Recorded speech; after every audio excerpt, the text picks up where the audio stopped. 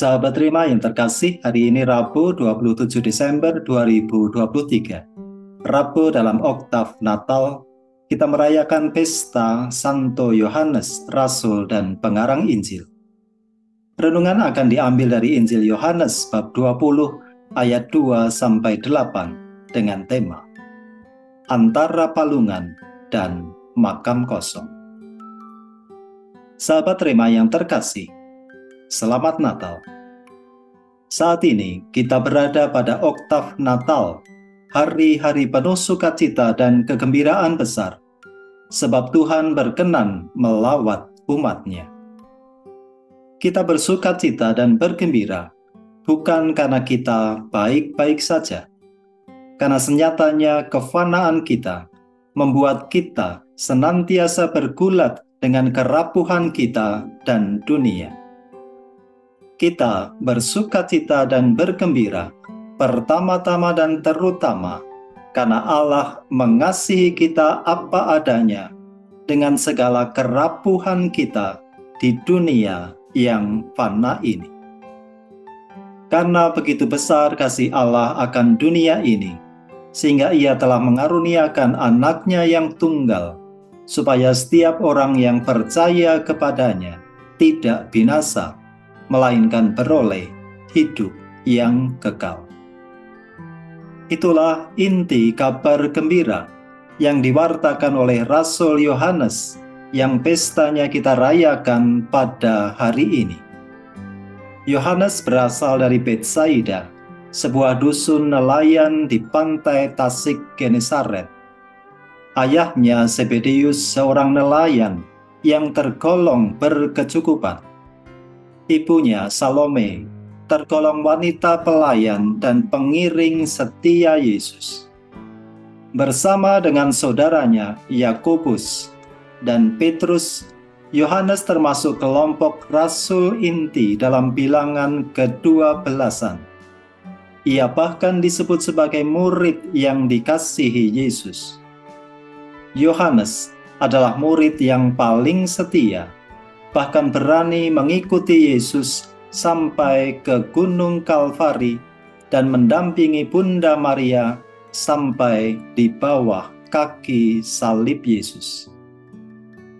Menarik bahwa kendati kita berada dalam oktav Natal, pada pesta Rasul Yohanes hari ini, bacaan Injil justru berbicara tentang kisah makam kosong.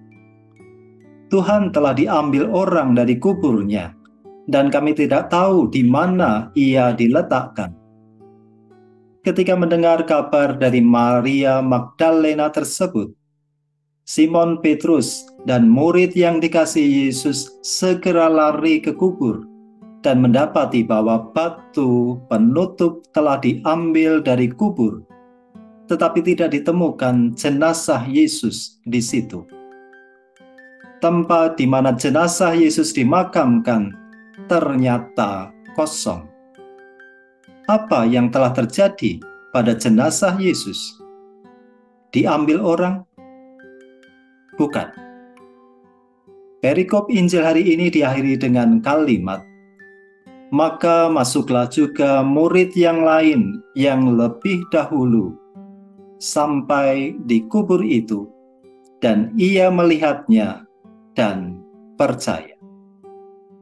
Ketika melihat tanda-tanda makam kosong dengan kain kafan terletak di tanah, sedangkan kain peluh ada di tempat lain dan sudah tergulung, murid yang dikasihi Yesus percaya bahwa Tuhan sungguh bangkit.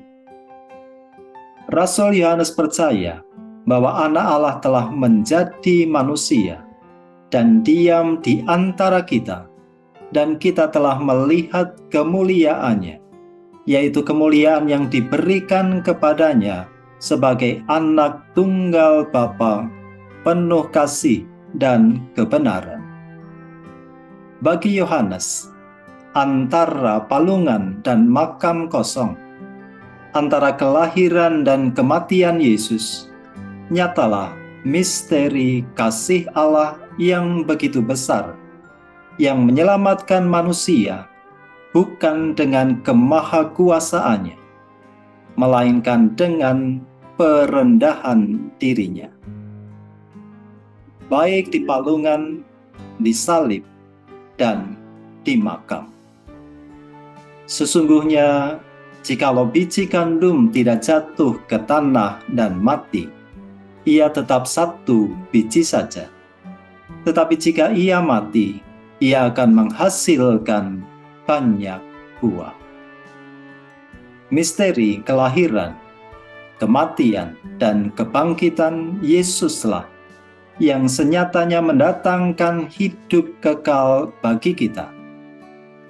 Hidup kekal bukan hanya menunjuk kepada suatu keberadaan tanpa akhir, tetapi lebih mengarah kepada perubahan mutu kehidupan yang datang melalui persatuan dengan Kristus. Hal ini mengakibatkan baik kebebasan dari perbudakan dosa dan setan-setan, maupun pengenalan dan persekutuan yang makin bertumbuh dengan Allah.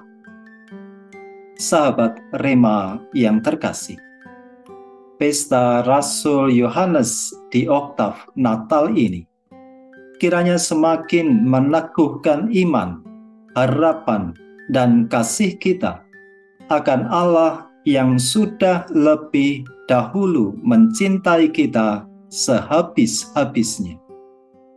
Semoga oleh sukacita dan kegembiraan besar dalam iman, harapan, dan kasih itu, kita pun tergerak untuk lebih menghayati hidup kekal yang sudah kita terima. Semakin tinggal di dalam Kristus dan berbuah lebat dalam perendahan diri, sukacita, dan kasih persaudaraan. Semoga Allah yang penuh kasih memberkati saudara sekeluarga demi nama Bapa dan Putra dan Roh Kudus. Amin. Keluarga kudus, doakanlah kami.